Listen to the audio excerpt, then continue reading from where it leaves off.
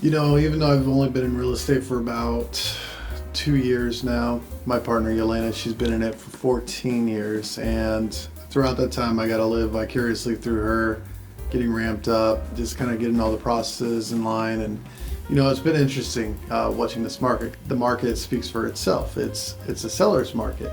So it's not like there's heavy negotiations going on. It's not like there's a whole lot of forms for contingencies and having to someone come out and fix something and then get it signed off and approved and take pictures.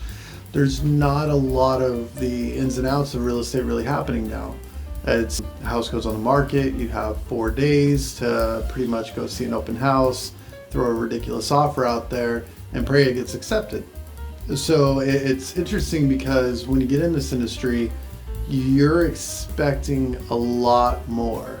And what I mean by that is you're expecting to, I think, help people a lot more than what's actually happening.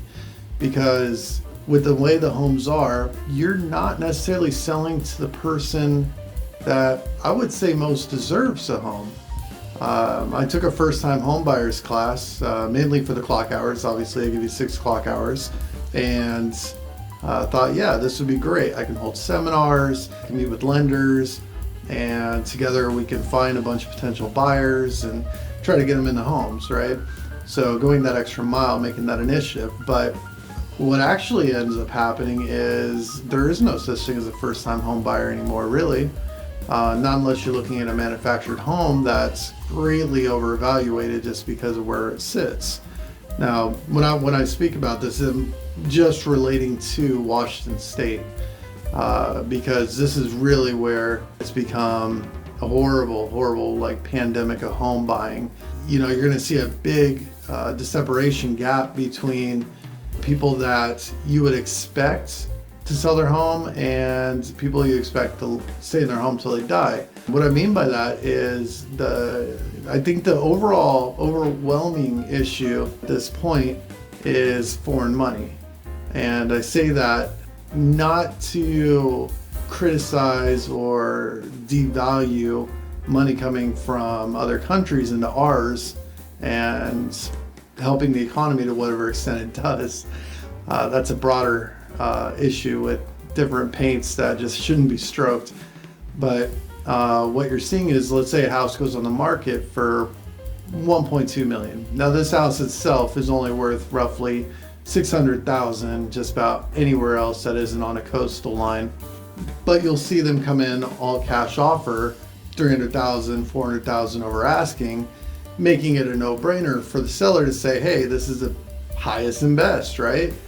I think the term best has been confused because best to them, yes, is money, but best for your everyday middle class working American who hasn't got a raise in God knows how long, while corporations have pocketed and picked them out left and right. Meanwhile, we're complaining about getting a raise because of inflation, but all that's going to do is put more money back in their pocket, which is great. Capitalistic society, right? Anyway, so once that home's been purchased for the overvaluation, guess what's happened? You created a new comparable for the next person who sells. What's getting left behind, obviously, as I was saying earlier, is your first-time home buyer is now stuck paying exorbitant rents, which have also increased exponentially just because of the simple fact that they can demand and drive those prices up now. Shortage of homes means more people need to rent, means that there's going to be higher prices. It's a screwed up trickle down. And they say that you should expect that the market's going to crash at some point, but that's not going to be the case, right?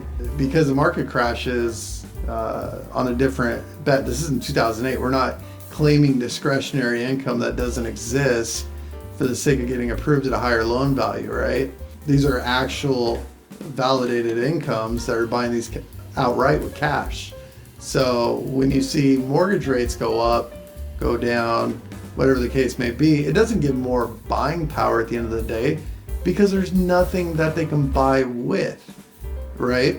So if you're first-time home buyers trying to bring in 5%, 10% down, it's irrelevant.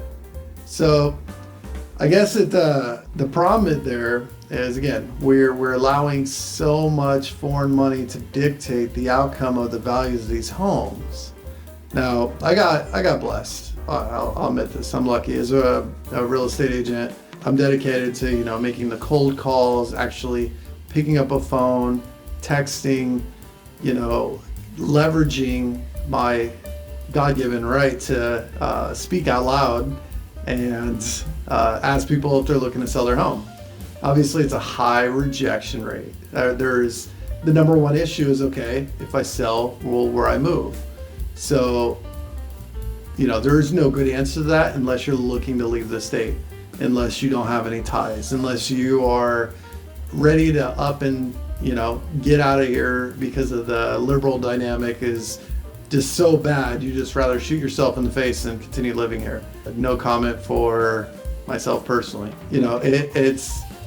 It's amazing that the people that we bought our home from, we actually told them outright, you would get more money if you listed this with us than selling it to us.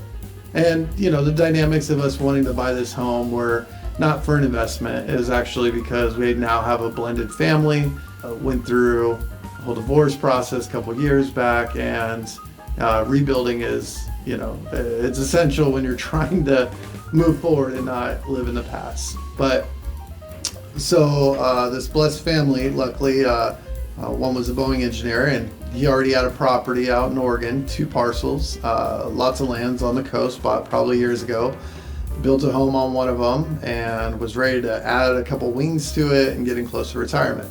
So key word there is getting close to retirement. So yeah, we got the home at 7:30. This was only a year, but when it appraised at 8:10, 8:15. And I told him, I was like, you should have listed it. You would have got more. And luckily they were kind, and they knew the need that we had.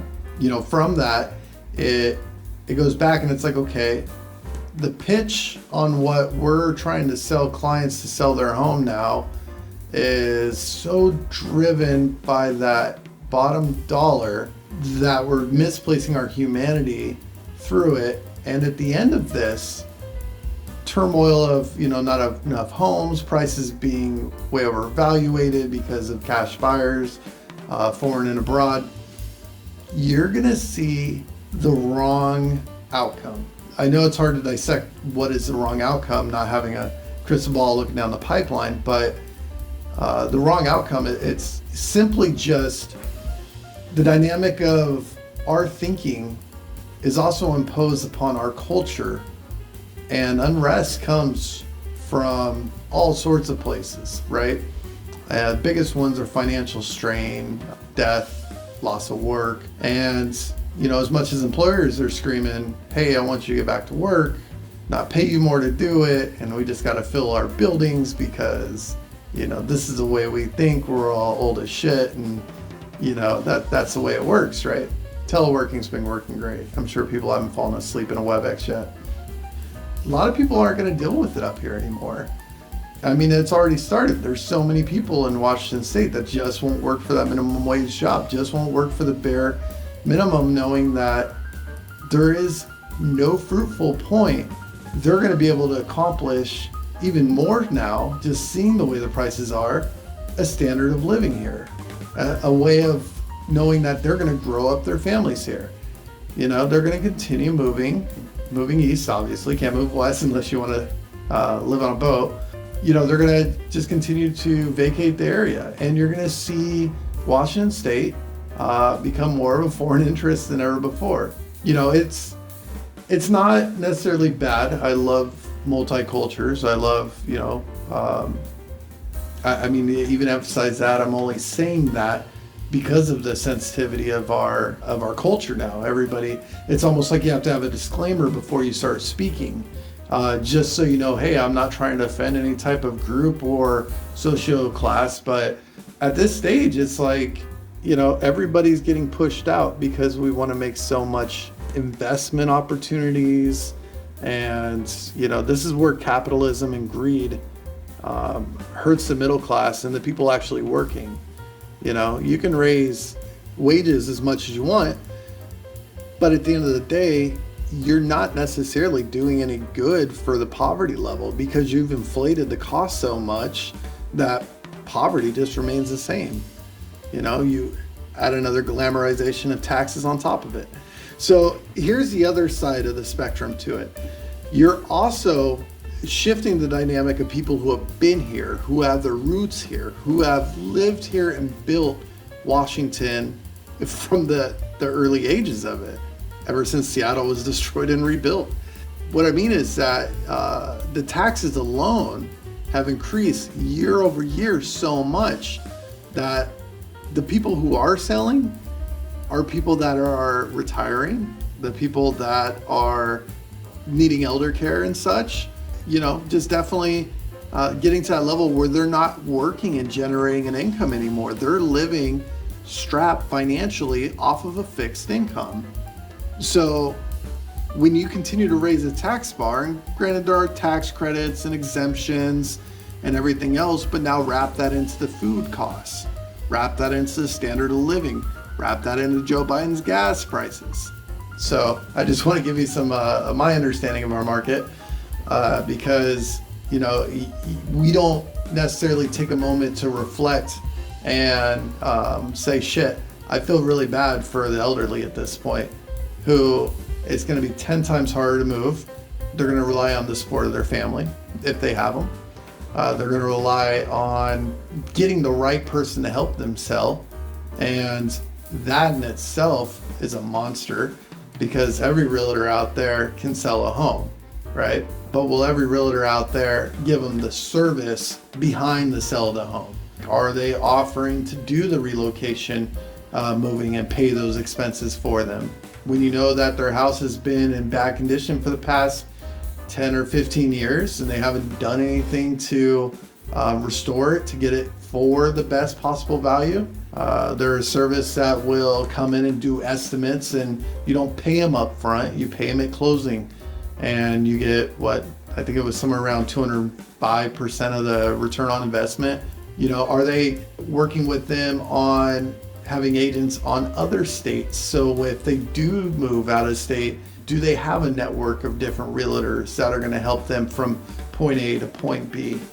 So, that's the considerations I think that need to be made. So there's so much that I feel needs to be unpacked about Washington State, and this isn't going to be my last rant about it. Things are progressing, and honestly, it seems there isn't too much emphasis on the care behind doing real estate, more of just getting the number, the targets. Now, my background, I started in, if you didn't hate me yet, I started in debt collection when I was 18.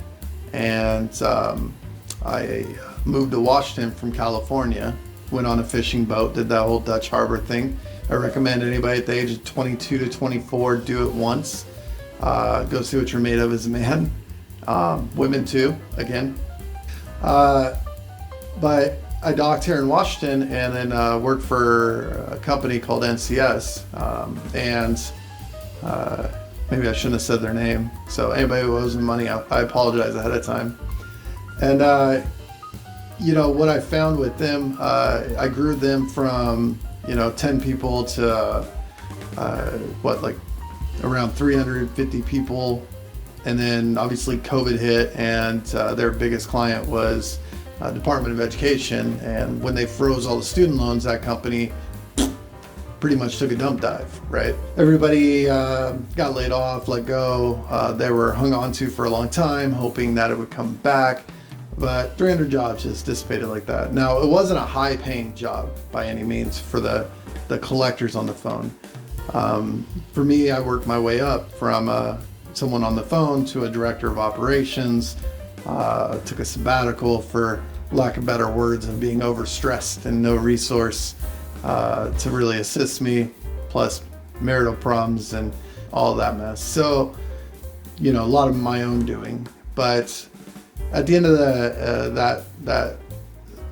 I guess, downsizing, I've learned a couple things. When the lights go off, like it did for the company, it wasn't really a panic as much as it was surreal. Like, this is a new plateau. This is a new way of life. So COVID did that for, a lot of companies, a lot of people. They had to realize that we are now in a new world, and there's a level of acceptance we're going to struggle with. There's a level of sensitivity and change. I mean, there's all sorts of new protections now for employees that are being put in, impacted by this. So, when you look at anything that happens from a cause that is out of our control, we do create a level of acceptance for it. It's unsettling enough to say, will I tolerate that? So obviously suicide rates have gone crazy. Our children's education is pretty much, it's flushed to shit in a lot of ways. They're still going to adapt and survive and grow, and they're going to have a cognitive functioning motor skills enough to make it through. But, there's that tolerance, right? Of, that leads us back into a state of depression, or back into this whole I don't want to be here feeling. And as that relates, as I'm kind of wrapping back into an elongated form, as it relates to really, real estate, this is going to wear off, right? Yes, they'll start building homes, never enough. There's going to be enough inventory. But we're going to find ourselves in a renter's paradise. We're going to find ourselves subjected to the fake vision of what was the American dream with the white picket fence. And the people remaining, obviously, are probably going to be wrapped into the larger companies that live up here in Washington. You got Boeing's and Microsoft and Amazon and all that good stuff. It's going to be a different world. God bless my best friend, Lauren. He's moving to Idaho, which is right on. It's the best time to do it, because they're the next community that prices are going to be shooting up. Everywhere has, but I feel like them, Arizona, Texas, they all are now the feeding grounds for people that are fed up. And, I would say if you can get to that table, the sooner the better. Obviously at the end of it all, the ones who are left are going to control a lot of the keys of the kingdom. And maybe it's global warming. There's a crystal ball, someone has said, because obviously Washington, Alaska is going to be great when global warming comes. But that's my rant. And, good luck, Washington. And hopefully I can give you some more content on this. If you liked it, feel free to like and subscribe.